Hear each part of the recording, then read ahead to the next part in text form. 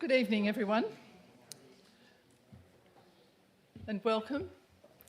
We'll begin by acknowledging the continuing connection of Aboriginal people to country, culture and community, including traditional custodians of this land, the Wadandi and Kaniang people of the Noongar Nation, paying respects to elders past and present.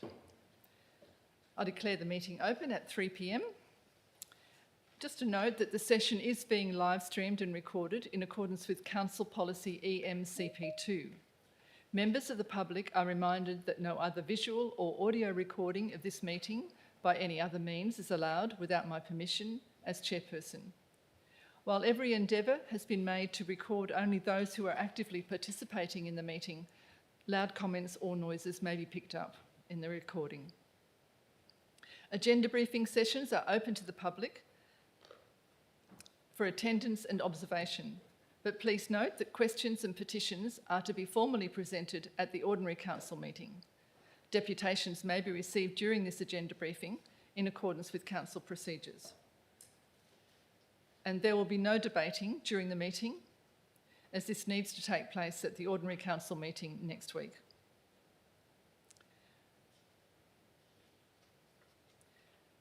Councillors attending today are Councillor John Bailey, Councillor Tyler Hall, Councillor Anita Lindeman, Councillor Amanda McNabb, Councillor Grant Patrick and Deputy President Alex Purick. And I'm Vivian McCarthy, Shire President.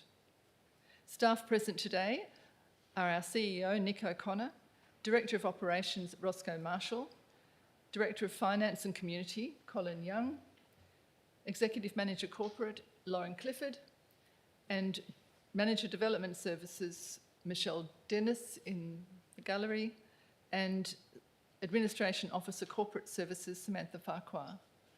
And we also have Manager Financial Projects Stuart Eaton, and Talia, what's your role? Media and Communications Officer. And I'd like to welcome everyone who's attending in the public gallery and those who are doing deputations. Thank you for your time. And anyone who's participating via the live stream.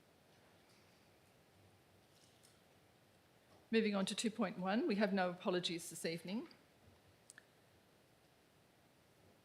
Items 2.2 and 2.3 are not relevant, so we move right into a highlight of this evening, which is announcements by the presiding member, which is me. And each year in January, the Community Citizen of the Year Awards recognise the outstanding achievements and contributions made by members of our community. The Senior Community Citizen of the Year Award honours the passion and commitment of our older community members who give generously of their time, who support others, who live well, and who remain deeply connected to community life. It provides us with a way to acknowledge the generosity, the advocacy and leadership of senior citizens who bring people together, inspire change and demonstrate what it means to live their life with purpose. And this year's 2026 Senior Community Citizen of the Year Award recipient is Barbara Carroll. Now, Barbara was unable to receive her award in January when we first spoke about her extraordinary compassion and the generosity that she shows to those in need. Barbara has established, among many things, a food donation collection point for community members requiring support, and regularly Barb travels to remote communities to deliver essential supplies. She assists local community groups and she sponsors individuals who reach out for help. For many years, and without seeking recognition, Barbara has donated food, clothing, furniture and financial support to people experiencing hardship. Her selfless dedication, generous spirit and quiet leadership have a profound impact on our community because Barbara brings people together, reminds us of our shared responsibility to one another and shows us all how to create meaningful change and to live our lives with purpose. And Barb, if you'd like to come up, see me over here.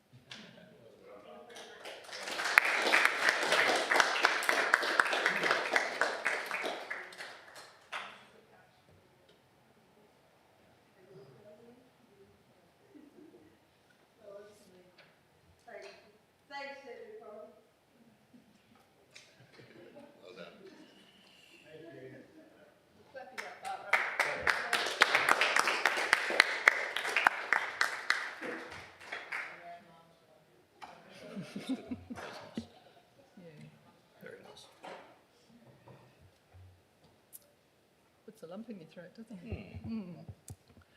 Okay, declarations of interest. Back to the basics. Division 6, Subdivision 1 of the Local Government Act 1995 states that care should be taken by all councillors, committee members and staff to ensure that a financial or impartiality interest is declared and that they refrain from voting on any matter which is considered to come within the ambit of the Act.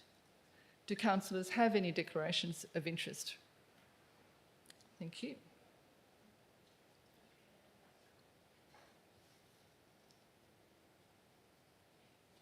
We can skip through item 5, item 5.2, around public question time, and on to item 6, presentations, 6.1, petitions, 6.2, presentations, and then up to 6.3, deputations.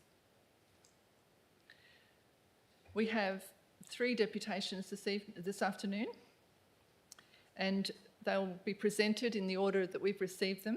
The first deputation will be from Nicholas Dufty regarding item 9.1.1. Oh, sorry, that's right. Go. Sorry, Nicholas, I was looking for you in the gallery here. Yes. My apologies. Can you hear me okay? Yes. Great. Can we get the visual a bit bigger?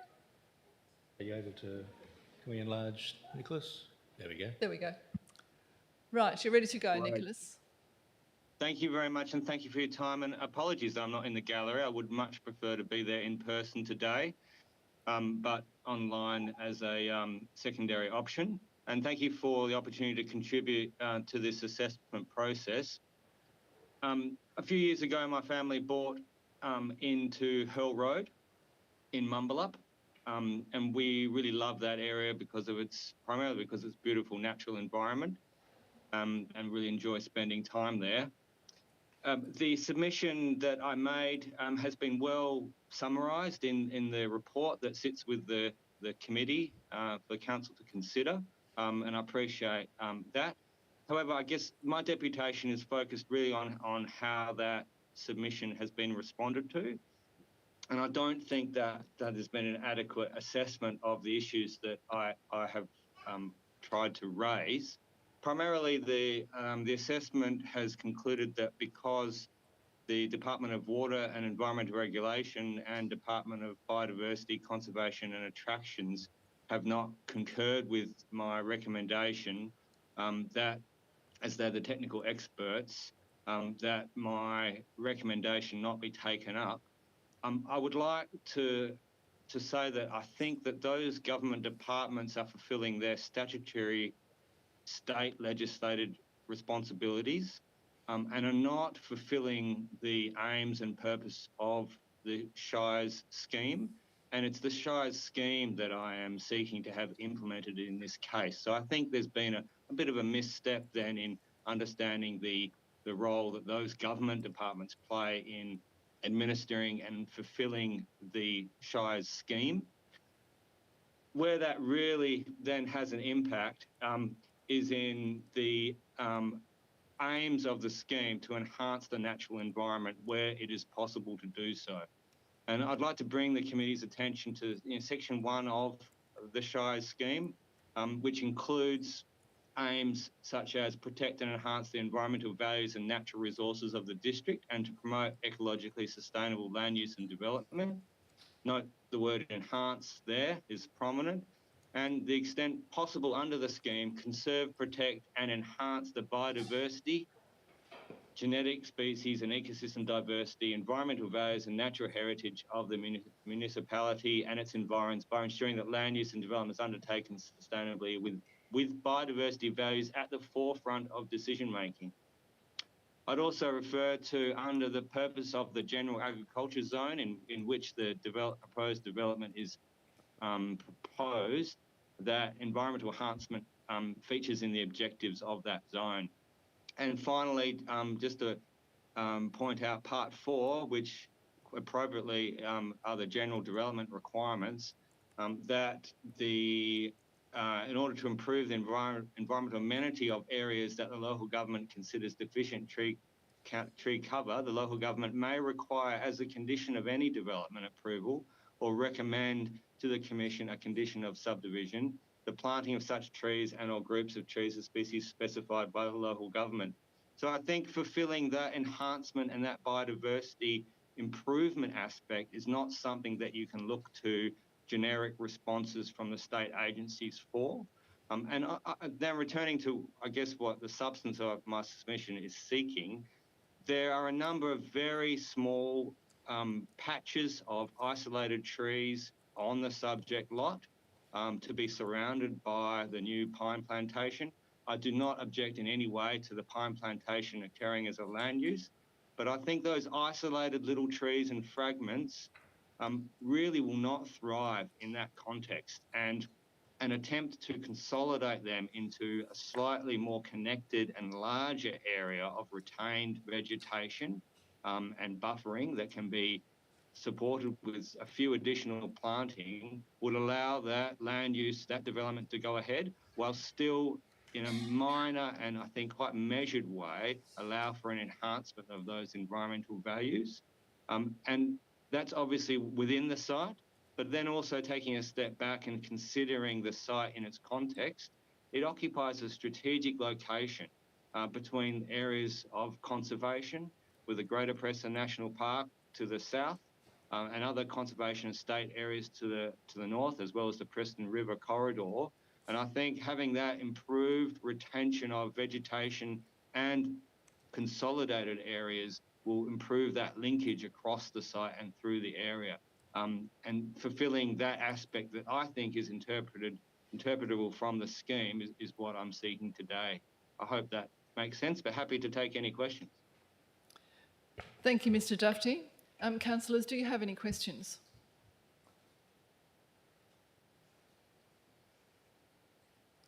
Councillor Lindeman? I'm trying to think the best way to formulate it as a question. So do you mind giving me a I minute? can hold a minute.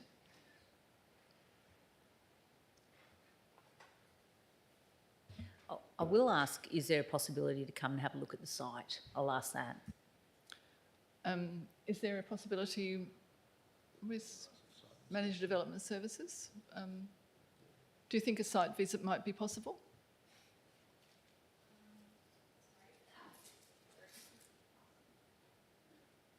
Should we ask that question later? Okay, thank you. Are there any other questions of Mr Dufty?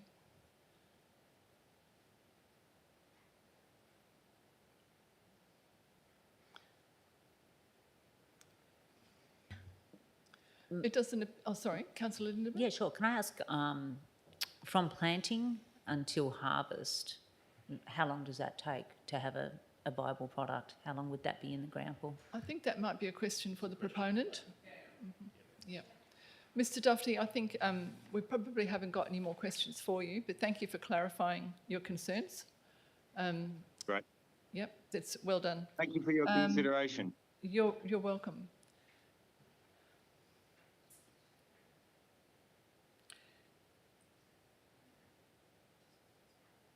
The next deputation is from Ms Canilla Hope on regarding items 9.1.1 and 9.1.2.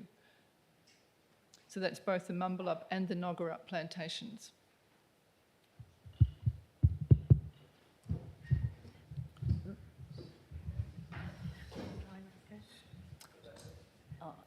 Yes. Yeah.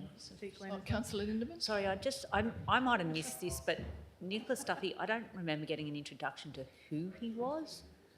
You don't remember what, sorry? Who he actually was when I was looking at, could be my He was oversight. He was an objector. An Objector. Yep. Yes, Sorry. I live in the area and I put in a submission objecting to not the land use, but to the design of the plantation footprint. Thank you for clarifying, Mr Dufty. I should have introduced you a little better. No problem.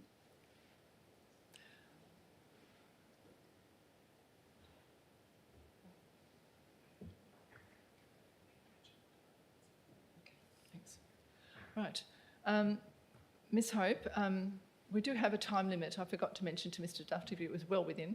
So we have a 10-minute timeline. Yep. Thank you. And you're speaking on behalf of the proponents? That's right. Okay. And I assume your third speaker is Glenn Sampson? We asked for both of us to speak. That's right. That'll be fine. Okay, well, we're here together. Okay. So thank you, councillors. Good afternoon. And thanks for the opportunity to present. I'm Canella Hope from Plan Focus. I'm a planning consultant engaged by Delta Forestry. I'm here with Glenn Sampson. Glenn is the operations manager from Delta. I'm going to speak first and then hand over to Glenn. And at the conclusion of that, we're both happy to answer any questions that you might have. So as you've seen, Delta has 2 applications in the agenda. There is some duplication between both of the matters and some of the conditions, but there's also some quite site-specific considerations that are relevant to each one. Overall, Delta is very pleased with the recommendation to approve. However, there is some concern about several of the recommended conditions, mainly that they're too onerous, and we ask for those to please be amended. The planning scheme in your shire has been in place for a little while now. It's set up to allow agriculture extensive and intensive broadacre cropping that includes plantation as a P permitted use.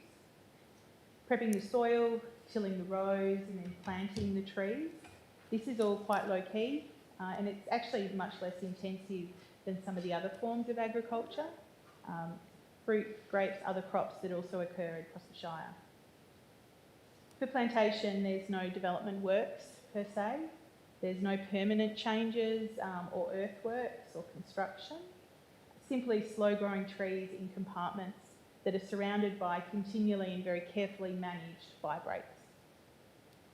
Unlike other farming industries, plantation does have a different risk profile, and for this reason the industry has been long governed by best practice procedure. That risk is very carefully managed. The industry has DFES prepared and endorsed guidelines that they have to adhere to, and that's different to the other SPP that you'd see for housing, as well as a timber code of practice. These are prepared to be really comprehensive and to cater for all of the likely impacts, so from planting all the way through to harvest, and for implementation by expert foresters like Glenn. And I'm not aware in the work that I do for different operators that these guidelines and requirements don't actually work. So I emailed through a more detailed list of conditions that are queried. There's some straightforward administrative things, some questions of clarification, also that duplication matter that I hope officers might be able to reply to. But there's a few things that I wanted to talk to particularly. In general, conditions that go beyond and suggest something different to the Code of Practice and the DFES guidelines, we need to understand why, and there needs to be some very clear justification for that. As I said, those guidelines are very comprehensive. Things like simply increasing width of fire breaks, it might perceive to be a good thing, but it doesn't necessarily improve risk management or the ability to necessarily respond in an emergency. In fact, doing that can actually create some other problems, such as it's a lot more land to manage that's not planted. The extra setbacks that have been proposed in Noggara, that has been very carefully considered by Delta, but we wanted to be clear that it's not a straight line, 100 metres, which the proposed conditions appear to talk to. The new setback actually follows the meandering of the river. And that's deliberate in terms of how compartments can be managed beyond that. Delta's been very happy to do that, but it is a concession because it's another stretch of land that also then has to be managed. In terms of some of the other conditions to highlight, this condition for new water tanks. I just wanted to remind that this isn't required by the guidelines or by DFES.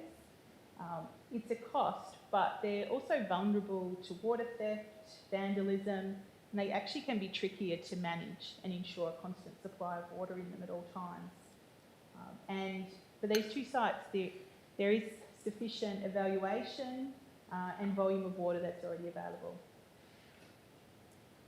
For Noggara, one of the particular conditions that's of concern is the requirement or recommended requirement to move the driveway. The existing driveway complies in terms of future use, so probably 30 years' time, 25 to 30 years when harvesting happens for single trailer trucks. If B doubles are required, then yes, a different solution would be required and other approvals, but it's not required now. For the foreseeable future, for planting and establishment, tending to the trees as they grow slowly over time, the traffic's actually very low. No change really to now and as an existing farm. Whereas the condition's written that it needs to be done now, up front, as if there's a traffic impact now, and there is not. So we're happy that that's a note on the approval if it becomes required, but it's not essential right now for this use to get established. Similar for Hurl Road, the condition that's of most concern is all the road reconstruction. And it's the same comment.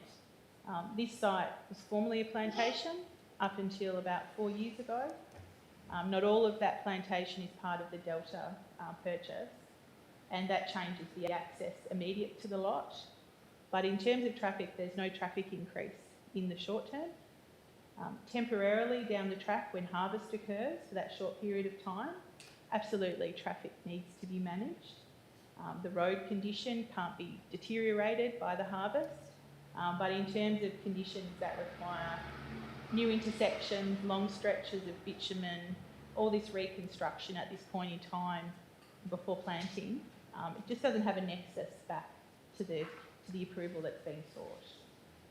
So yes, I'll hand over to you, Glenn. And then, yeah, any questions? Thanks, Mel. Yeah, thanks for the opportunity to give the presentation. I suppose I just wanted to talk about Delta Forestry and the forest industry in general, and it's an important piece of the local economy. We've been working for a client aggregating small properties through the southwest for the last 3 or 4 years. And that's been on the back of, I suppose, a lot of you will be familiar with the land use change that we had. In the early 2000s, there was a lot of short rotation blue gum plantations went into this area in particular. Manjimup, Nannup, Donnybrook, Boydbrook, Bridgetown. So yeah, there was a really large expansion, and I suppose there was a lot of, back then there was a lot of concern around land use change. And we're revisiting a lot of the stuff that we're dealing with right now. And I suppose, just to give you a little bit of context in relation to that, I suppose back then, that was when our plantation estate peaked. It was about 2011. Since then, we've seen about 140,000 hectares of plantation be removed. You would have seen it.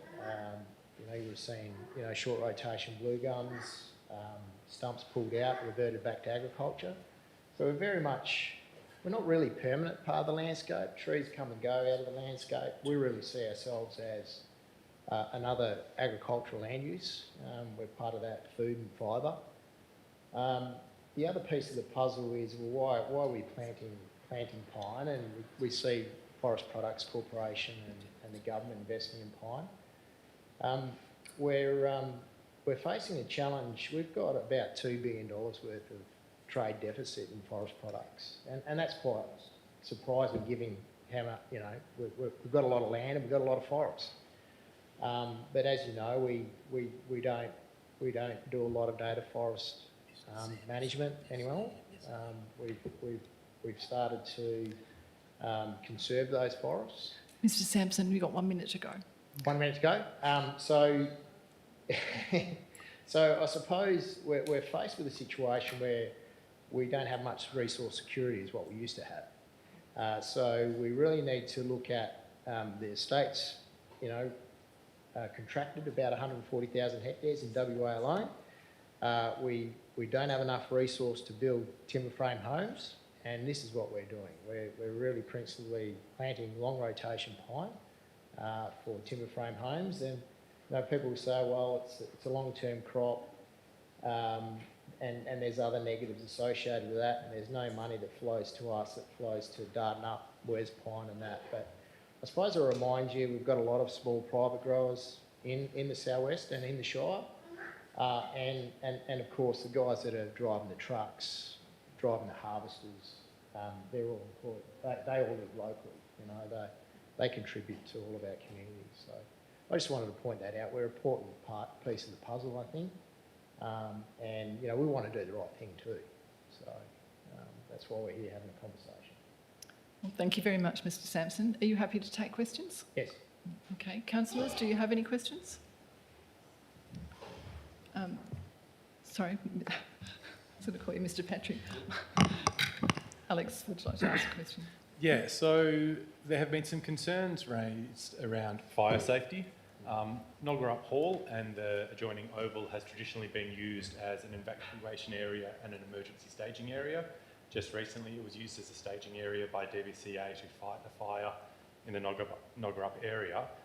My question is, will the Nogarup plantation, or has it been considered, will it have an impact on the use of the hall and the adjoining oval as an emergency evacuation area or an emergency staging area?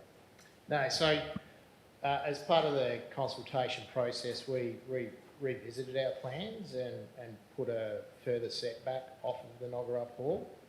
Under the DFES guidelines that we operate, we have certain setbacks off of local infrastructure, neighbouring properties, houses, sheds. We're well off that already with regard to Nogarup Hall.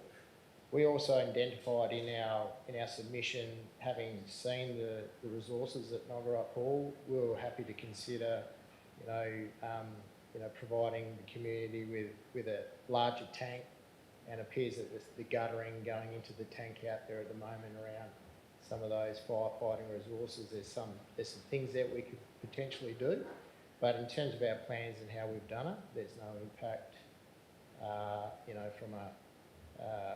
We're not looking to plant around the hall or on the oval, so that should remain as is. If anything, we have the opportunity to give some additional resources there, improving. Yep. Thank you. Councillor Patrick. Thank you. Sorry, I'll just run back to you just for the microphone's sake.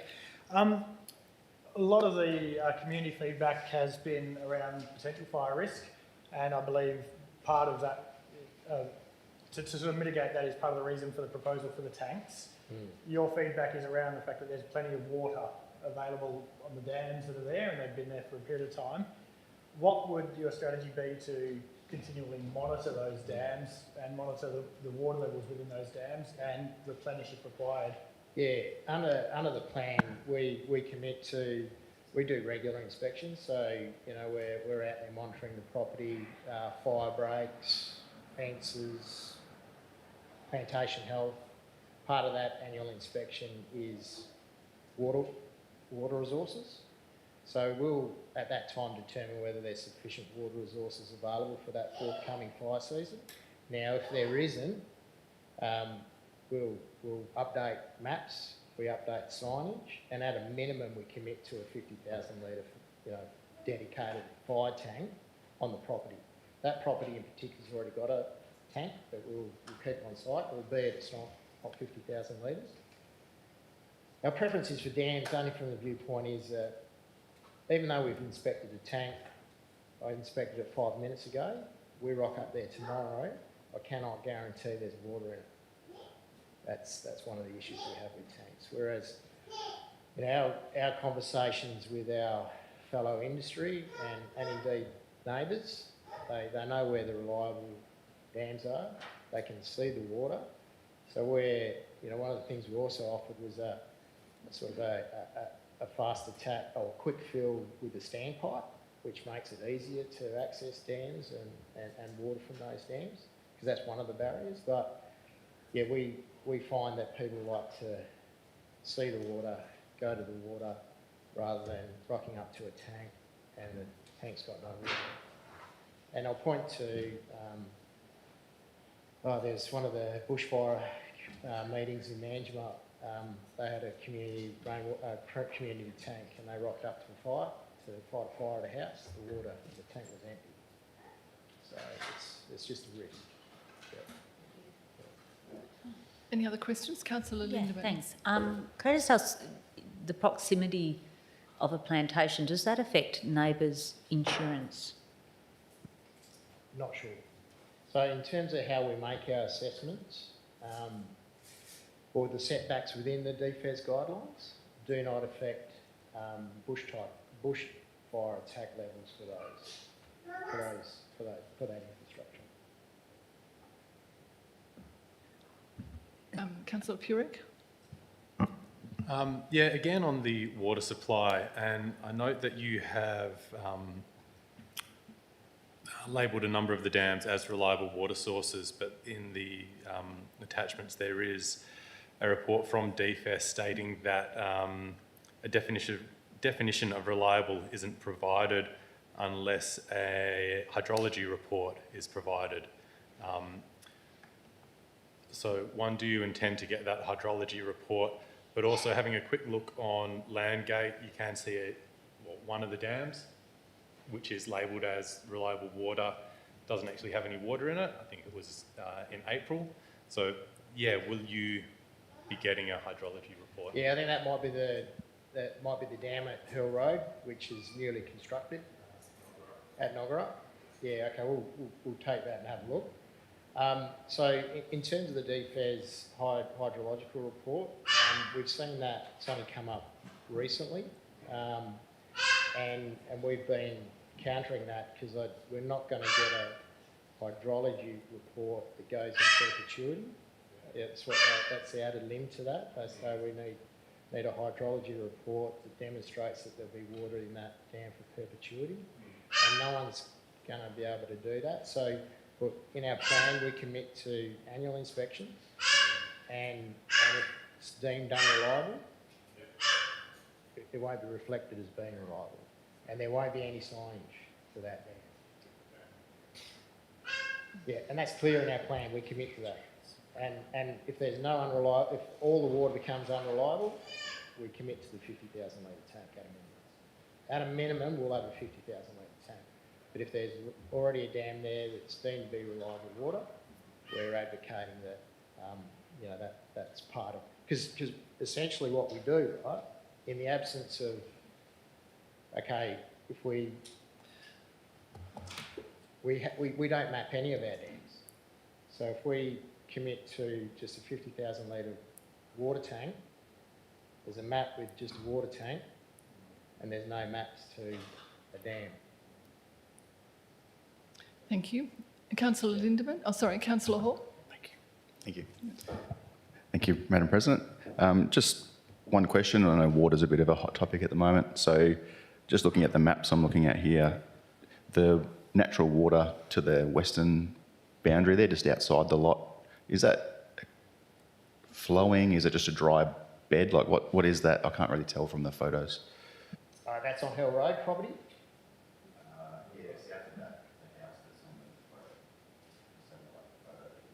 Microphone. Oh, Noggara. Sorry, yes, No, that's the Preston River, that's Preston River. correct. And does that have flowing water? Is that a tributary all year round? Not sure. Yeah, not sure. We can't take comments from the gallery, I'm sorry, because we have Appreciate it, thank you. no just- opportunity to catch them, sorry. Just one follow-up for that. And just in regards to plantations in general and management, so it's the first one I've been part of listening to in my role here. So just for my interest, newly planted trees, is there a program for spraying, watering, things like that you guys do? And is that any risk to the natural water? Yeah, so it's all rain-fed, so we don't augment with any watering. So in terms of the activities that we undertake, we will cultivate the soil, we'll apply weed control to the mounds prior to planting, we'll plant the trees, we may fertilise, we may not fertilise, and that's pretty much it from a sort of an input perspective, unless we have some follow-up fertiliser, and then it's sort of thinning and stuff. There's a lot of activity on the front end. After that, it's just monitoring, making sure fire rates are up to standard, and any activities we're undertaking out there, we're managing all the risks appropriately. Thank you. Councillor Lindeman? Are the pines more volatile than, say, a blue gum as far as fire goes? No, so when we apply the DFES guidelines, the DFES guidelines comparing globulus and radiata, the pine, there's no difference. The only difference, with the exception that the setbacks off the power lines are greater for pine because they grow longer and they grow taller. So in a risk assessment, DFES guidelines, there's no difference. Councillors? Councillor Purick? Yeah, so you're referencing DFES guidelines a lot. I do note in the attachments that DBCA have also provided comment. DBCA are involved in fighting fires in pine plantations. Is there a requirement to follow their recommendations? DBCA. Oh, yeah, so I suppose they're a referral agency in the process. So, you know, what the Shire chooses to do with their, you know, what they suggest and whatnot is a matter for the Shire. We have an MOU, the industry has an MOU with DBCA when it comes to fire matters in particular. So one thing that we do have, and which we haven't touched on here today, is that we have an industry cooperative for allocating bushfire or resources to a bushfire. And with that, we also have an MOU with DBCA, DFES, and some of the Shire councils are part of that, that MOU, which really not governs, but it sort of, it gives, it provides a framework which the plantation resources can be utilised by DFES and DBCA in controlling fires that are adjacent to or on plantation land. Yep. Thank you. I have a question. Is there any opportunity at all to respond to Mr Dufty's concerns regarding the nature, the vegetation corridor? Yeah. Is this something that is able to be considered? We did consider it. The issue for us is it impacts the financial viability of the site. We don't generate any income from planting additional native areas. We feel that the plantation itself will provide a natural corridor anyway for a lot of the species. I'll point the Shire to, there's a tributary of the Preston River that runs to the west of the property. That provides a pretty good connection already to those conservation areas. In addition to the plantation itself will provide a very good connection. Fauna will definitely freely move through the plantation. And indeed those areas that sit within the plantation, the larger areas, should, you know, we think by excluding stock out of those areas, less so on this site because it's already been a plantation in the past, you know, those you know, biodiversity and conservation values just tend to, the ecological processes tend to enhance through time just through exclusion or in association with our land use. Thank you. And my question for Ms Hope. You mentioned that DFES guidelines cater for all likely impacts. Does that mean that you don't consider the nuances of the site? Like, I know that you've had to look at stepping back a further area on Donnybrook-Boyup Road. Are there any other areas where you consider moving outside the DFES guidelines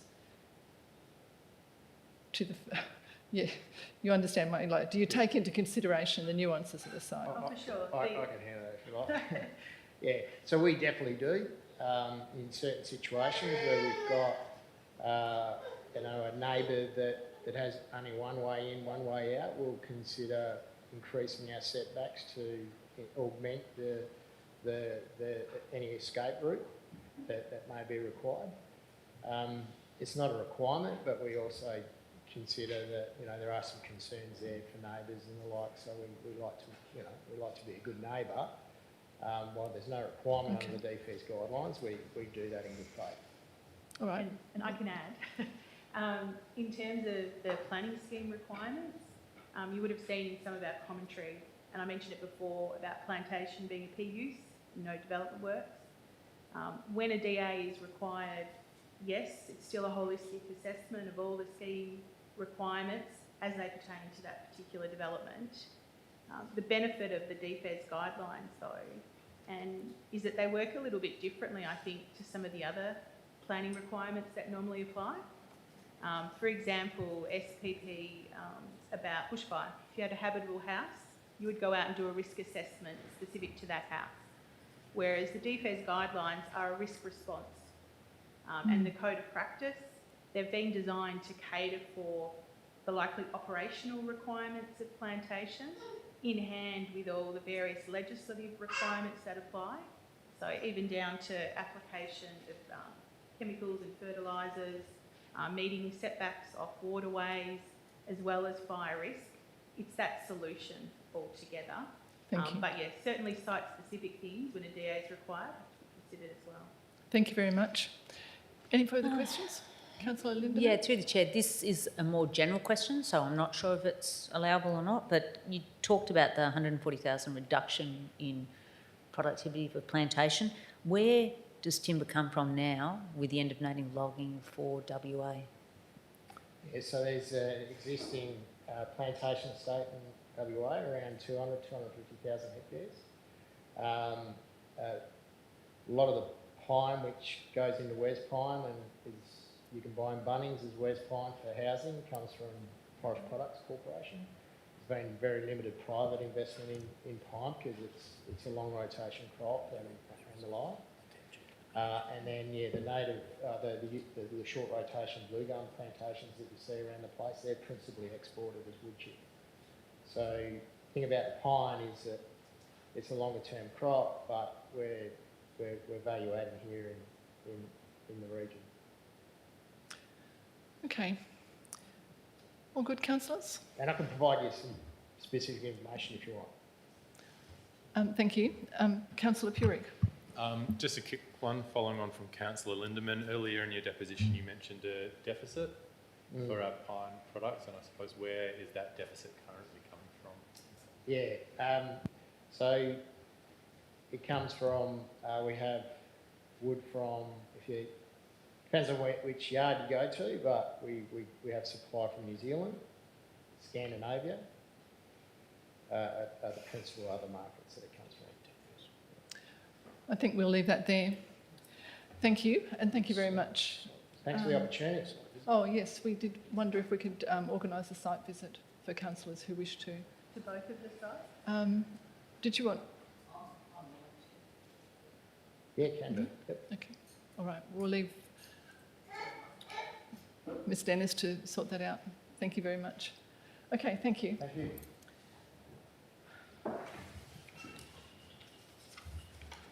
And now we have Keir Arney. Thank you, Mr Arney. And you're speaking to item 9.1.2, the Nogarup plantation. That's correct, yeah. And of course, we have a 10-minute limit. Sure, no problem. Thank you. I could probably go longer, but I'll keep it short. So yeah, thank you for the opportunity to speak on this particular issue. I'm kind of become the unofficial spokesperson for the Nogarup community on this issue. You've probably seen there's quite a few concerns, a lot of emotions flying around this particular application. But really I want to focus on facts rather than emotions, so I think we'll get further that way. But yeah, again, thank you for the opportunity to speak about it. So before I start, I want to extend my gratitude particularly towards the planning department, because there's been a lot of complaints from the community about this that they've addressed. They've clearly been looked at individually. So that's really heartening to see. I've noticed that they've come away with a recommendation that this application is approved purely based on the zoning. I'll quote that as the use of land for a plantation is permitted within the general agriculture zone, the application cannot be refused. I'm sure the council knows this already, but there's many reasons within the Shire Zone policy and also the State Planning Policy 2.5 to refuse an application such as this. points to multiple reasons, including sustainability and land compatibility, which I believe that we believe this application does not meet. There's even a clause in there that the Shire can refuse the development application purely based on whether, in the council's opinion, the plantation will affect scenic views. I think that's the least of our concerns. We do appreciate the changes made to the applicant's plans so far, based on our complaints, but there's several issues that still stand that I think threaten the safety and security of our town. The main one that I want to talk about today is water security. Water has been addressed to an extent, but really only framed in terms of bore usage or how much water is going to be pumped out of the ground. What hasn't been addressed is how thirsty a pine plantation can be, particularly of this species of pine tree, Pinus radiata. It's something that hasn't really been addressed by the applicant at all at this stage, and we believe needs to be. Our argument is that it's fundamentally incompatible with this location. Noggera town site, it's about 28 houses, and we're all majority, if not fully reliant on bore water. So it's really our lifeline there, not just for day-to-day use, but for firefighting purposes as well. And yeah, this hasn't really been taken into account. So I want to kind of point to a few studies and figures that frame this, because as I say, this is a context that hasn't really been spoken about yet, I don't think. I mean, Pinus radiata is such a feasible crop in Western Australia due to its drought tolerance, which sounds great, but that doesn't mean that it doesn't use water at all. It actually uses a lot more water than most agroforestry, and that's because it sends down a deep taproot into the groundwater and soaks up to, actually this is a conservative figure, but 1.66 megalitres per hectare per year. That's the most conservative figure that I've come up with, which means that a plantation of this size is likely to use 371 megalitres, so 371 million litres of water a year. Some of my calculations based on studies by the CSIRO actually in Western Australia get us closer to 1,800 megalitres a year. If you compare this to how much water is currently being used just for regular household use, we're looking at about 300,000 litres per house a year. So if we look at the 28 houses in Noggera, it's fair to estimate that we use around 8.4 million litres a year. And to be fair, that's on the upper end of how much our household will use. A lot of us use rainwater as well. So based on that, what we're looking at here is a land use that uses 44 times more water than is currently being used by the residents of Noggera, the equivalent of adding to the town site 1,232 homes that run purely off bore water. And again, that's on the upper end of the scale. I'm being conservative here, so in reality, it could be much higher. This particular tree doesn't just suck up a lot of water, it also intercepts rainwater recharge into the aquifer. Again, conservative end of the scale is about 30 to 50%, but looking at CSIRO studies based in Western Australia, that figure is closer to 80%. So what we've got here is a change in land use that not only increases the water usage from the aquifer massively, but reduces the amount of water that's being recharged into the aquifer. And there are actually historical examples of this. I don't know if anybody knows about the Nangara Mound north of Perth, but they've had to clear pines from that area as the interception of rainwater recharge and the reduction of the aquifer there was too great. Bores were drying up and wetlands were drying out. So yeah, this is not just speculation. There's examples of this happening before. So any land use that has the potential to dry up local bores is incompatible with this location and directly contradicts the aims of multiple policies, but specifically State Planning Policy 2.5, which includes objectives to, quote, avoid and minimise land use conflicts and protect and sustainably manage environmental, landscape and water resource assets. The applicant to this date has not provided any assurance that this precious water resource asset is going to be protected or sustainably managed. The same policy also states that in planning for tree farming, local government considerations should include water availability and recharge, which is exactly what I'm talking about at this stage. How much time do I have? 3 minutes. All right. I'm getting to the point. So this adherence to this section of the policy has not been demonstrated thus far.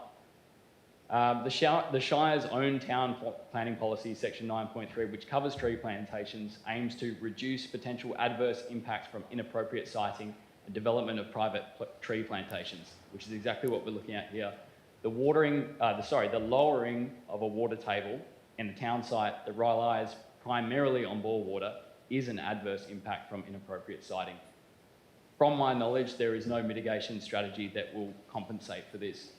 And to date, there's been no modelling studies or feasibility done in terms of the water level for this kind of land usage. I can go on in terms of the planning policies, but I think you get the point. I don't think due diligence has been done here at all.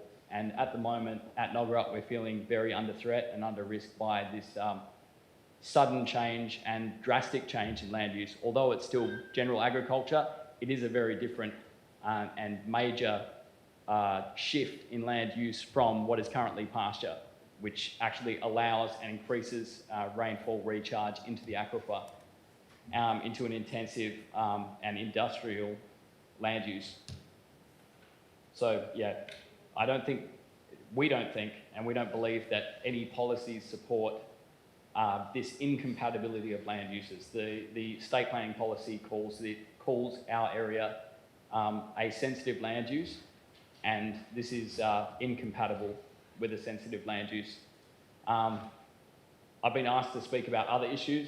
Again, these have been addressed somewhat, but we don't believe that the mitigation policies that have been implemented are enough to account for the major increase in threat and risk that we're currently facing, primarily due to fire.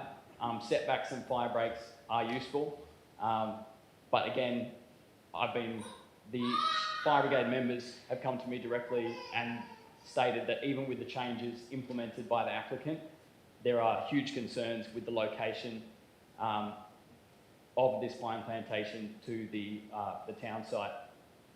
Embers from a pine fire can travel a lot further than 100 metres. I think the maximum setback at the moment between the road and where the planting starts is about 150 metres. They can travel up to 1 kilometre. So if the wind is heading towards us and there's embers flying, really we've got no chance. That's one of the worst risks when it comes to Pinus radiata is the amount of, the flammable resin within the pines themselves and the ember carry on the wind. So yes, again, reading here that what I've been given to say while I have my time, the fire department itself is concerned that the water tank is inadequate compared to the amount of risk. Increasing the fire risk massively and then mitigating it slightly is unacceptable in a location such as this, a sensitive land use or a town site. How much time? 30 seconds. Cool. I'll get this out of the way quick then. Another issue that's come up is pesticides. I can point to multiple of them being problematic, but one that stands out to me is Dominex. I've got a lot of information about it here, but in this fact sheet that I have about this particular product here, it states that this pesticide is highly harmful to aquatic life, and it will be applied at the head of the Preston River, which is the key water resource for this shire and this area. Not just this shire, but further downstream. So I think that needs to be taken into consideration as well, and there needs to be strict restrictions applied to the usage at very least. Thank you. You're out of time. Okay. Thank you. Can I give my short closing statement? Yes, very short one. Okay, yeah. So due to those reasons and more, we oppose the Planning Department's recommendation and request that the Shire Council refuse to grant development approval. Thank you. Thank you very much. Cheers. Before you go, can I just open it up to questions? Do you mind? Sure. Okay. Does anyone have any questions of Mr. Arnie? Councillor Purick? Just on the aquifer and the water usage, you did touch on it briefly, but the lack of feasibility studies or investigative studies, do we know how much water is in the aquifer? Would the aquifer support a pine plantation and water supplies in Nogarup? Do we have that information? No, we don't, and that's our concern really. If we had some kind of information on that or some kind of guarantee that wouldn't affect our entire town and lifestyle there, then we would be a bit more, relaxed about this. But there isn't a lot of information or studies about the groundwater at our area. I think really all I know is that it is shallow groundwater. So I think between 6 and 9 metres, particularly in the bottom of the valley there. So that's where water uptake is the highest by this particular type of tree. Thank you. So, yeah, thanks. Any other questions, councillors?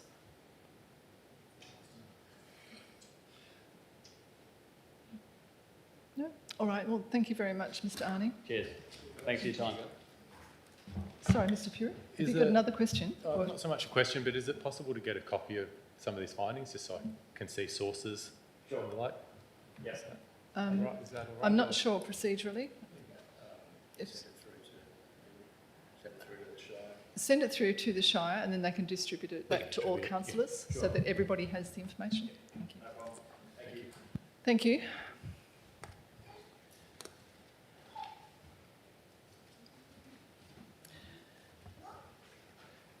Do councillors have any questions of our executives on item 9.1.1 or item 9.1.2? Councillor Hall? Oh, sorry. I beg your pardon. We'll do that when we get to the actual items. My apologies. Okay, moving into item 7, confirmation of minutes. Do councillors have any questions on 7.1.1, ordinary council meeting held on the 25th of February 26?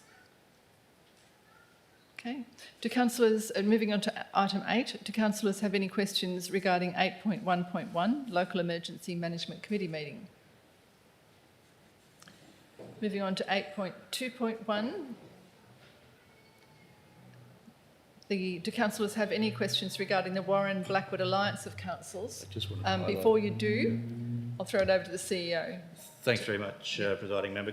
Council, I'll just draw your attention to the attachment to this report, which is the minutes from the meeting from the 10th of February, and in particular item number 11, which just talks about the project that the Warren Blackwood Alliance of Councils has been working on for about 18 months now, the Regional Trail Strategy. There's an overview provided about the scope and scale of that project, but then also importantly, and this has been reported previously up through these minutes, we want to be very clear because we're embarking into the annual budget process around the contributions required by each of the member councils.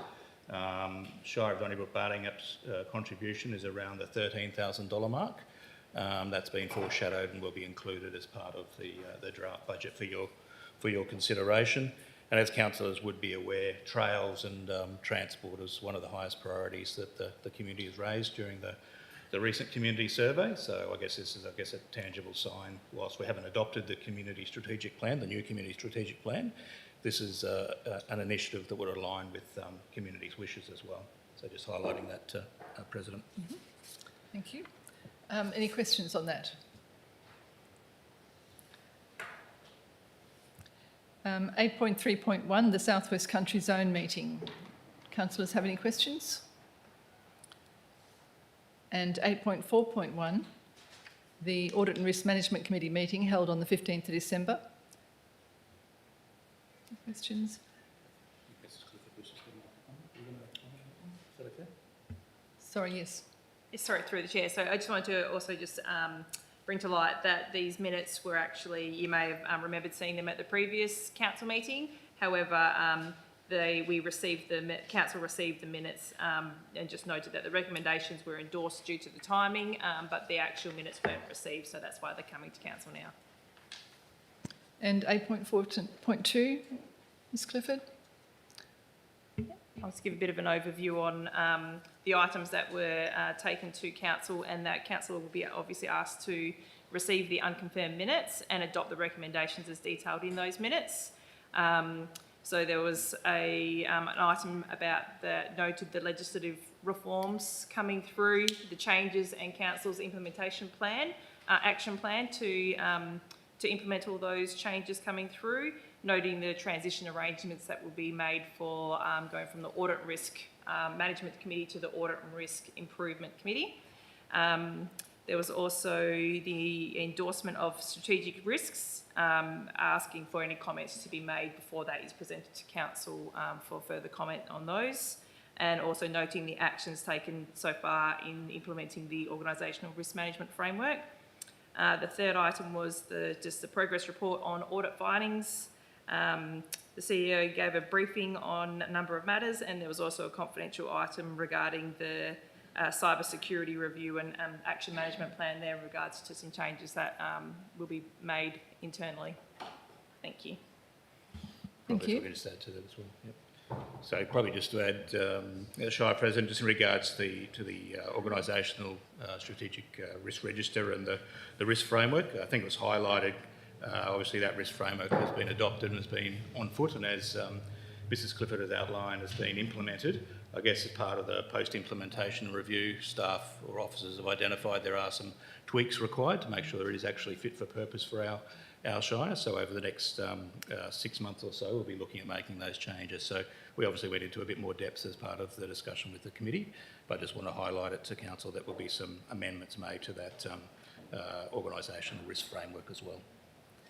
Thank you. Any questions? Right.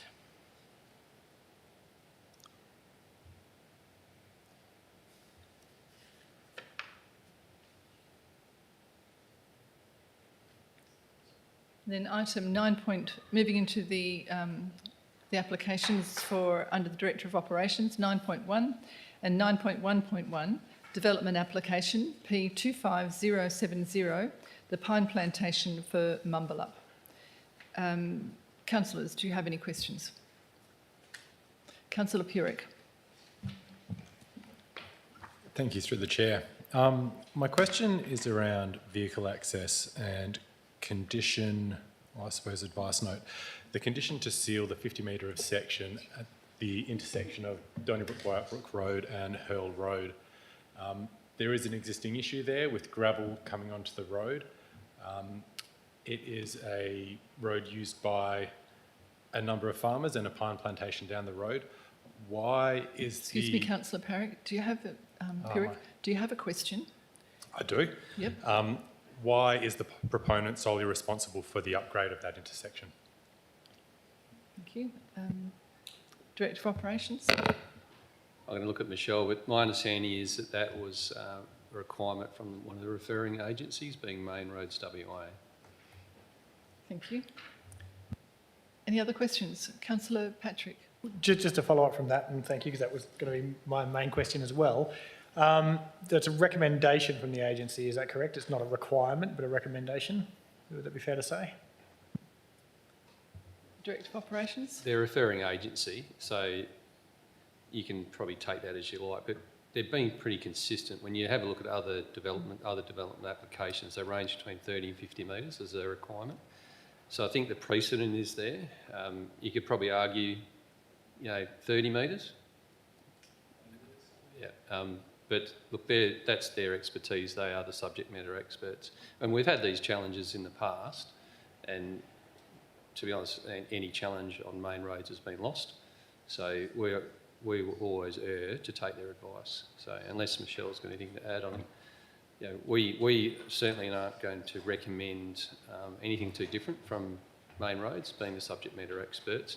But also bear in mind that they do look at the type of development, what is going to happen not only now but also in the future. So, Thank you. Councillor Hall. Thank you, Madam President. Just a question relates to this item as well as the other plantation.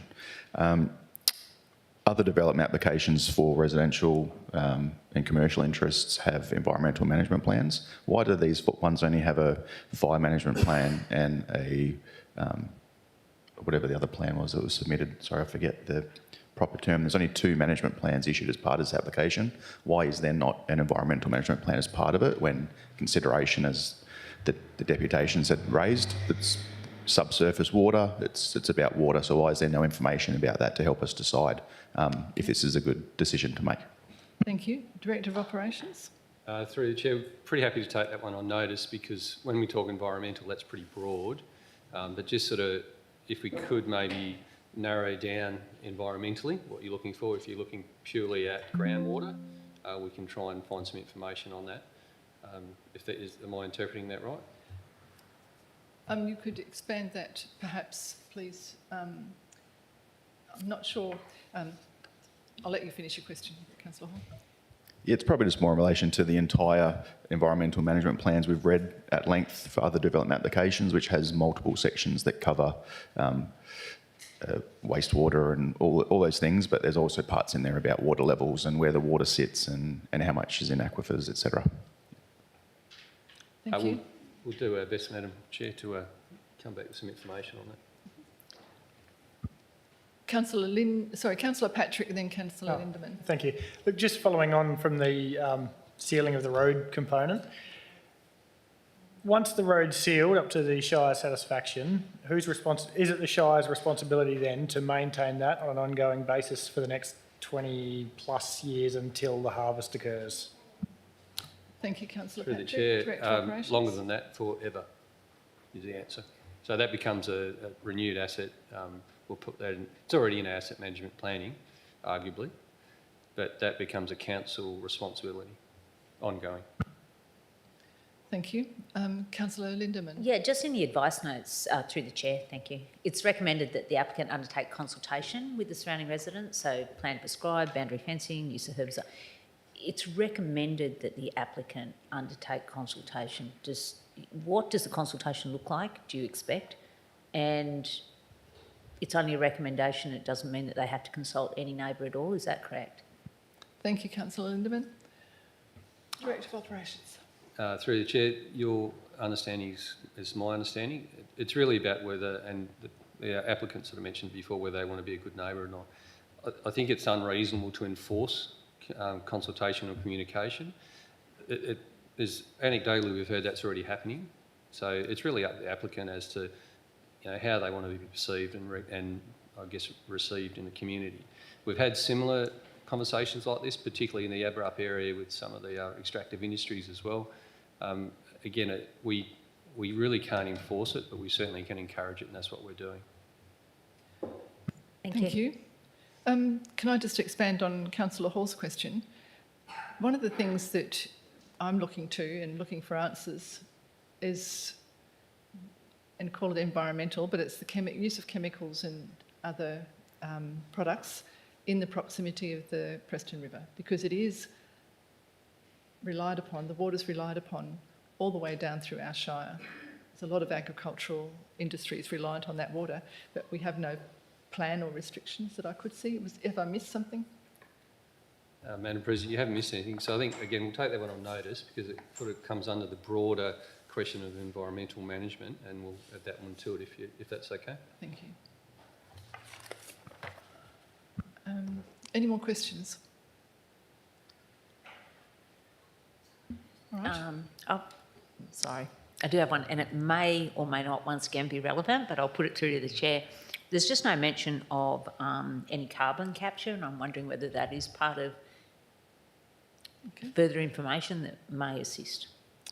Director of Operations. It certainly has been addressed, but we can ask the question and come back to you if that's okay. Thank you. Any more questions? All right. Moving on to some of those questions I understand related to both 9.1.1 and 9.1.2, but we'll move on to 9.1.2.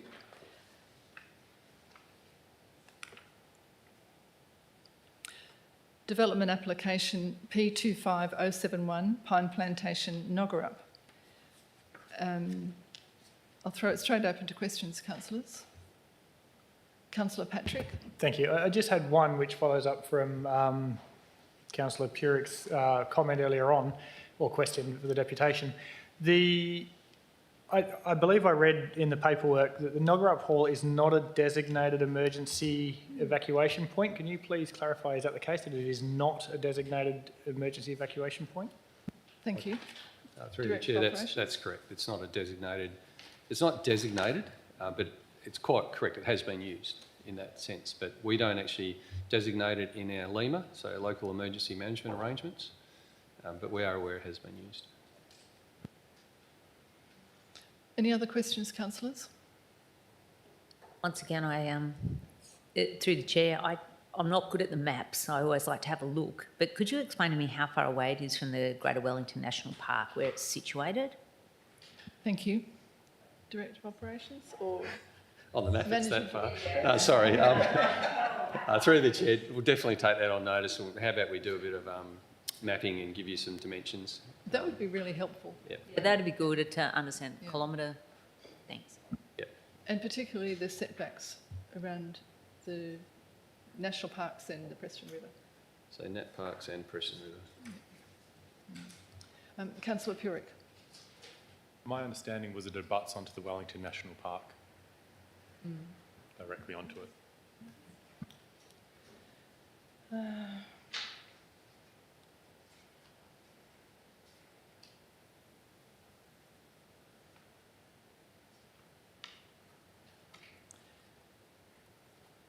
Any other questions, councillors? Councillor McNabb? No?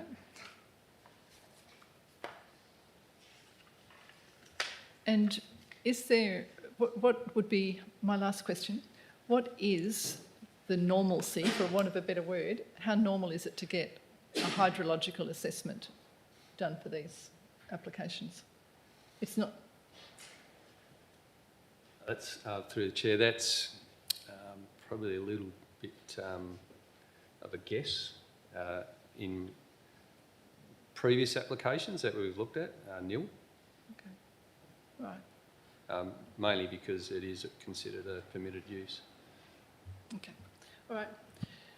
If there's no more questions, we'll move on. Unless you have some? No. Okay. 9.1.3, the proposed Upper Capel station. And I believe this is not a train station, it's a fire station. Roscoe, Director of Operations, would you like to introduce the report? Thank you, Madam President. Through the chair, so the Upper Capel Fire Station is currently located pretty much at the end of our tenure on Goodwood Road. It's been there for quite some time, located really central to a lot of DBCA tenure. The real honest answer is it's not fit for purpose because it doesn't fit the new fire appliance. So we can't actually get the light tanker into the shed, okay? That's not the only reason we're bringing this to council. We're bringing it to council because things have changed out there. One is response as far as membership goes. So a lot of our membership in that fire brigade is located around Goldfields Road.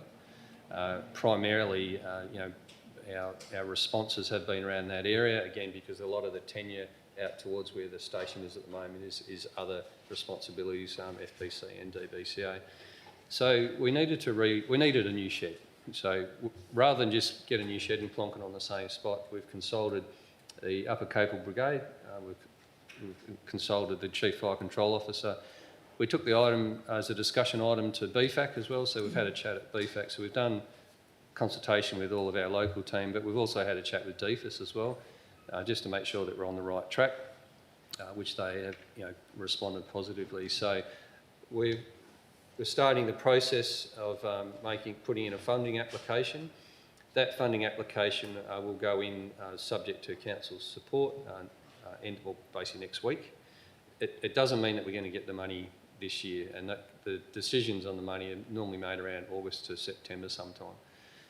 We may not get it for a number of years, but the reason we're bringing it to council is that we're asking you to commit to future funds, in the sense that with the LGGS funding, the site works is actually a shire cost, which is a bit different to what's happening out at Argyle, Orangetown at the moment, where that was an election promise, and we can incorporate the site works into the cost. So just to make it clear, it's a future cost if and when we're successful with the funding. Obviously, we're pretty confident that once we get in line, and that's part of the process as well, that we should get the funding, but the honest answer is we're not sure how many years away that is. So currently the appliance is being held in one of the senior members' private properties, and that's where it'll stay until we can build a new shed, unless council decide otherwise in the interim. So we're just looking for your support to put an application in. Thank you. Director of Operations, any questions? Oh, sorry. Through the Councillor chair. Bailey. Roscoe, do we have any indication roughly of what site costs are going to cost out there? Yeah, through the chair, we based that on some just recent numbers we did. Having a look at the site, it's very simple. Like there's not a lot happening there as far as it's level. There'd be a minor bit of clearing. So estimated about 80 to 100,000 in today's money. So Just for site works? yeah, yeah. It'll be standalone as well. So we're not bringing in power and water and any services. It would be a standalone off-grid station as well. But yeah, just for clearing and sand pad, about 80 to 100,000. Gosh. Can I just put that in perspective? Argyle, Argyle Orangetown, we're probably looking in the region of over 500,000. So things are expensive. Any more questions? Councillor Lindeburn. St Dorothy Diggs, through the chair. Is this to prepare for a possibility of a shovel-ready project if the opportunity came along for grants? Through the chair. Sorry, Director of Operations. Well, we've certainly learnt that we need to have shovel projects ready. This will fall into that category, no doubt, and there'll be a number of others that are going to come out of some of the strategic planning and consultation that we're doing at the moment. So yeah, this will be one of them. Any more questions? Okay, moving on to 9.1.4, living arrangements for homelessness. CEO, would you like to introduce the report? Yes, thanks very much, Shire President. Councillors, we'll take the report as read, but just want to acknowledge and thank the Manager of Development Services for a very extensive report that was provided, a very in-depth response to the petition that was tabled at the February OCM. I guess the crux of it is that, without the local data on homelessness and the housing challenge, then really we're sort of asking to work with the Southwest Catholic Diocesan Social Justice Committee. We'll provide them with a meeting room. Obviously our community development team can bring the relevant stakeholders together into a room and then look at nutting out an alternative.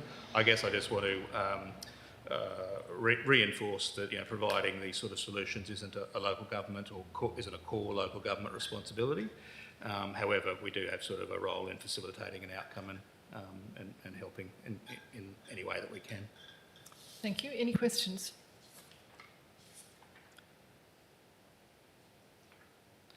Okay.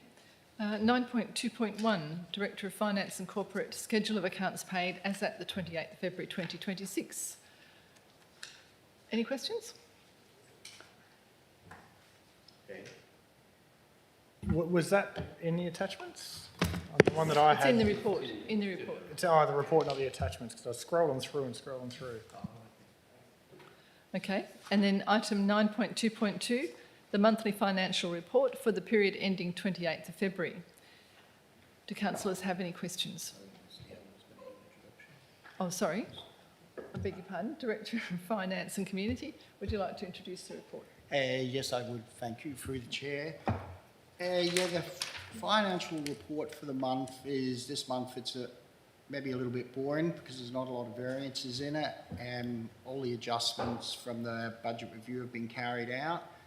So basically the report's lining very nicely at the moment. The operating revenue has a variance of 1.64%, and predominantly relating to grant revenue that's 9.4% over budget. And that all relates to timing issues. The operation expenditure is tracking along with a variance of 0.23%, so it's just about dead on budget.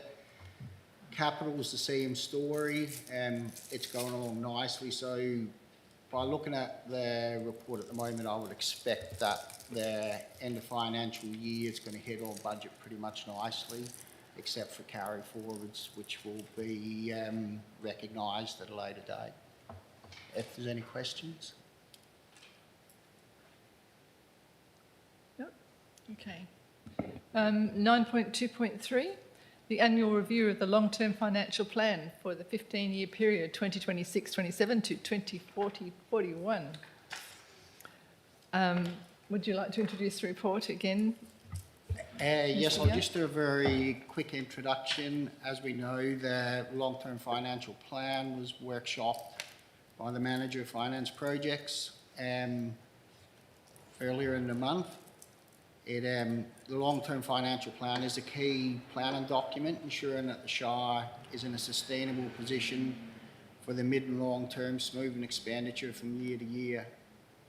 In addition, it drives short-term decisions and it will inform the current budget process coming up. The plan as presented includes a combined total 5.15 million of debt, which is proposed to be for 3 major projects over the life of the plan. The predicted rate increase is 6.7% for 26-27, which is greatly improved from what 24-25 was, when the shortfall was said to be 26%. So a lot of work has been done over the last couple of years. There's been a lot of budget repair done, and it's a very good result for council. The plan includes combined transfers to the reserve and payment of borrowings of 2.18 million. It is a shortfall compared to what we believe the sustainable amount is, and that's 3.3 million. However, we believe that gap is going to close over the coming years of the plan and will ensure that council is in a sustainable situation. The rate increases, as per the plan, are also set to soften over the life of the plan, so we're going to steady out and become a little bit less on the increases required, and I'll open it up for questions if anyone has any questions. Thank you, Director of Operations. Any questions? Councillor Purick. Yeah, mine is just around the projected borrowings. Are there particular assets that you're going to be borrowing against for their maintenance? Thank you, Yes, we've Councillor got 3 major projects. One of them's the admin centre. That there's 2.38 million. We've got the transfer station development at 1.33 million and the Apple Fun Park at 1.44 million. These are indicative figures. It's probably a worst case scenario that we have to borrow the money. We will be looking for grants when the time comes to try and soften the impact even more to council. Excuse me, Director, could you just restate those with the years that they apply to? Would you just restate those with the years that those borrowings are predicted to occur? Oh, I Just don't have the years in front of me. I think the admin is. I could just get I think, the manager. yeah, I just didn't want to raise concerns about it all coming in this next budget.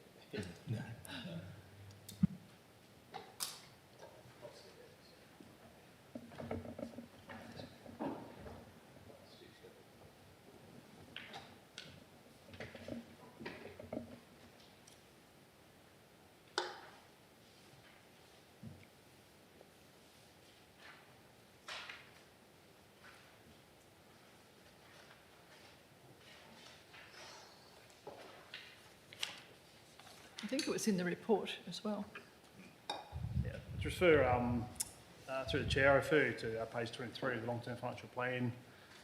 2029-30 is planned for the administration centre extensions. 3031's at this stage development of a future transfer station, and that's subject to planning that's been undertaken at the moment. And in 36-37 is planned asset renewal of the Apple Fun Park. Okay. But as mentioned, the borrowings are our use of funding of last resort. As you well know, we're undertaking some asset optimisation of the process of land sales, and it's quite possible that they'll be offset with funds that will be put into reserves from those sales to alleviate the cost on rates when we get to those projects. Excellent, thank you. CEO? Probably also, through the chair, so council, just in regards to the proposed borrowing for the extension of the Shire Admin building, I think that's just a notional value. That's a project that's been touted for a number of years now, and as most recently as this week or late last week, staff have met just to have a look at the various different iterations and concept plans that have been developed over the year. with a view to coming back with 3 or 4 options. Obviously, there's a number of touch points, strategic touch points. We talk about where we're heading with our community plan, where we're heading with our service delivery reviews, where we're heading with our asset optimisation, but also our workforce plan. So I guess we want to do it once, if indeed we do need to do the extension. It needs to be a fit-for-purpose extension to the admin building. But I think we want to make sure that it's really informed by as much data and information as we know at the time. And then once we have a number of concepts that Mr Marshall will be working on over the next a few months, we'll bring that back to council for a discussion and then talk about, well, is that figure adequate into the future? But at this stage, it's just a notional figure. Okay. Any other questions? Okay. Moving on to item 9.3, Chief Executive Officer, 9.3.1, the Shire's response to the proposed local government electoral reforms. CEO, would you like to introduce the report? Yes, just very briefly and through the chair. So, councillors, this was raised, and you would have read it in the minutes of the last Walga Southwest Country Zone meeting that was held down at Busselton. Walga is very keen to hear from member councils their preferred views on 2 main issues. Whether there's to be a 4-year full spill election, so that's very similar to most other states, if not all other states, and whether we should be recommending or advocating or changing the Walga advocacy position to move to from an opt-in voting process to a compulsory voting process. We did hold a joint executive and councillor workshop back on the 4th of March just to discuss the reform options and some of those key considerations, and we looked at some of the discussion paper provided by Walga, looking at different participation rates in different states and that as well. And from that, it seemed to be that there was a consensus to go to recommend or submit that our position is that to look at 4-year full spill elections and to have compulsory voting. So it was based on that feedback from that workshop. That the attached draft submission was provided, and the fact that they've taken it to an actual draft submission is indicative that there is a looming closing date for Walga submission. So I've taken that next step as opposed to doing more consultation. Day after the OCM, It's the day, yes, the day, one or 2 days after the OCM. However, realising that workshop wasn't obviously a decision-making forum, the decision is to be made next week by council. Any questions, especially from those who weren't able to get to the workshop? No? Okay. 9.3.2, the Code of Conduct for Council Members, Committee Members and Candidates. And Ms Clifford, would you like to introduce the report? Thank you, and through the chair. Once again, we're reviewing the Code of Conduct for about the 4th time, I think, this year. So the report seeks Council's adoption of the updated Code of Conduct. It's required due to the legislative changes that have come through as of the 1st of January. The revised code incorporates the mandatory model Code of Conduct and reflects the new breach and complaints framework. The reforms significantly changed how conduct complaints are categorised, who investigates the complaints, and how breaches are dealt with and escalated. So under the new legislation, there will be a new local government inspector, and their role has been established to be responsible for receiving and investigating certain conduct complaints. Breaches are now clearly categorised with the different processes applying to behavioural breaches, conduct breaches, recurrent breaches and specific breaches. So clear timelines and escalation pathways now apply, improving the consistency, transparency and the external oversight of the framework. Without updating the Code of Conduct, the Shire risks non-compliance with the statutory requirements. Thank you. Any questions? And item 9.3.3, Audit Risk and Improvement Committee, adoption of terms of reference and transitional arrangements. Ms Clifford. Yes, thank you, and through the chair. So with regards to the state government reforms that have come through, all local governments are going to be required to transition from a Audit and Risk Management Committee to an Audit and Risk Improvement Committee. These reforms once again came through on the 1st of January. They're mandatory across the sector. Council must formally establish what's going to be called the ARIC and adopt the compliant terms of reference by the 30th of June. The proposed terms of reference are highly based on the department's implementation guidelines to ensure that the committee's changes focus from just audit and risk to include the continuous improvement and the organisational performance part of the committee. The ARIC must have an independent presiding member and an independent deputy of the presiding member. These roles cannot be held by councillors or local government employees who are of the local government that the committee is. And the focus will also give governance clarity with regards to the clear separation between council's oversight, the committee's advisory and assurance role, and the management operation responsibilities of the CEO. With regards to the transitional arrangements, the committee will continue to operate as it currently is to ensure that there's minimal interruptions. And the next steps for council, if council is to adopt the ARIC terms of reference at the council meeting, will be to go for expression of interest for those independent members out in the community. And then a future decision will come to council to appoint those independent members to the committee. And then once all those requirements are met, the committee will formally transition from a RNMC to an ARIC. And without this, we wouldn't have a compliant committee. Thank you. Thank you. Any questions, councillors? Okay. Sorry. I'm sorry, John. Councillor Bailey. Through the chair. Focus beyond audit and risk to include continuous improvement. What is included in continuous improvements? CEO? Oh, sorry. You want to take it? I can take it. Thank you. Yep. So thanks very much for your question, Councillor Bailey. So continuous improvement could include in other states that have worked in where continuous improvement is a requirement of this forum. You have an internal audit program, and there's two legs or two limbs normally to your internal audit program. One is a compliance, so making sure that you're complying with regulations or legislation, and the other one is like a business improvement audit as well. So it's looking at an opportunity to look at a process, look at a function, look at a service that's either provided internally or externally, and are there opportunities to benchmark that or to deliver that more efficiently into the future. So that's part of the role. Okay. No more questions? Item 11 we can skip, and item 12, meeting closed to the public. We don't need to close it unless you have questions, councillors. Okay. And moving then on to closure, and we can advise that the next ordinary council meeting will be held next week, next Wednesday, on the 25th of March 2026 at 3 p.m. in the Shire of Donnybrook, Balingup Council Chamber.